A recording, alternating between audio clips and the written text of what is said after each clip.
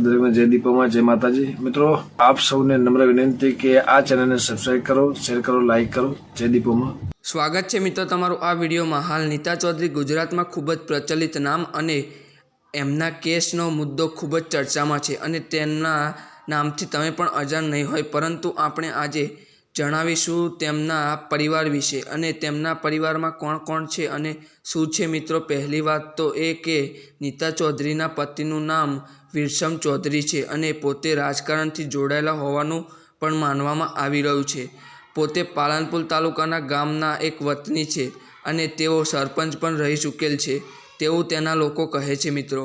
અને વિરસમ ચૌધરી પહેલેથી જ રાજકારણ અને જમીનની લેવેચ તથા મકાનોના લેવેચથી જોડાયેલા છે અને આજથી 10 વર્ષ પહેલાં તેમના લવ મેરેજ થયા હોવાનું માનવામાં આવી રહ્યું છે મિત્રો। વિરસમ ચૌધરી અને નીતા ચૌધરી તેઓના 8મા ધોરણથી જ એકબીજાને જાણતા હતા, ત્યારબાદ લવ મેરેજ કર્યા હતા મિત્રો, તેવું માનવામાં આવી રહ્યું છે।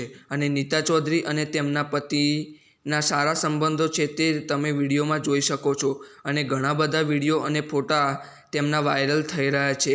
અને નીતા ચૌધરી પોતે બુટલેગર યુવરાજસિંહ સાથે પકડાતા પણ ઘણા બધા સવાલો ઊભા થયા હતા મિત્રો। તેમની સાથે કઈ રીતે સંબંધ થયા અને મિત્રો તમે જણાવ્યું કે નીતા ચૌધરી સોશિયલ મીડિયામાં કોન્ટેક્ટમાં આવી હતી અને ત્યારબાદ તેમણે આ ધંધો ચાલુ કર્યો હતો। અને મિત્રો નીતા ચૌધરીને એક 5 વર્ષનો નાનો દીકરો પણ છે અને તેમના દીકરા સાથેના ઘણા બધા વિડીયો તેમની ઇન્સ્ટાગ્રામ સોશિયલ મીડિયા આઈડી પર જોવા મળ્યા છે।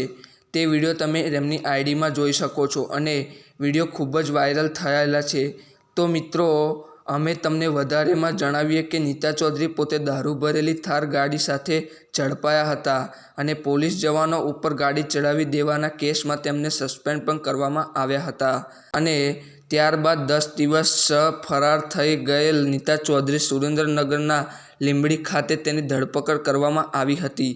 અને મિત્રો જાણવામાં આવ્યું છે કે નીતા ચૌધરીને અને તેમના પતિને રાજકારણમાં અને ભાજપના નેતાઓ સાથે ખૂબ જ સારા કોન્ટેક્ટ છે, તેથી મિત્રો તેમને 24 કલાકની અંદર જ જામીન મળી ગયા હતા, તે તમે જાણો છો મિત્રો। અને આવા લોકો વિશે તમારું શું મંતવ્ય છે તે કોમેન્ટમાં જણાવો અને વિડીયો તમને સારો લાગ્યો હોય તો વિડીયોને લાઇક કરો, શેર કરો અને ચેનલને સબસ્ક્રાઈબ કરવાનું ભૂલતા નહીં મિત્રો। જય દ્વારકાધીશ।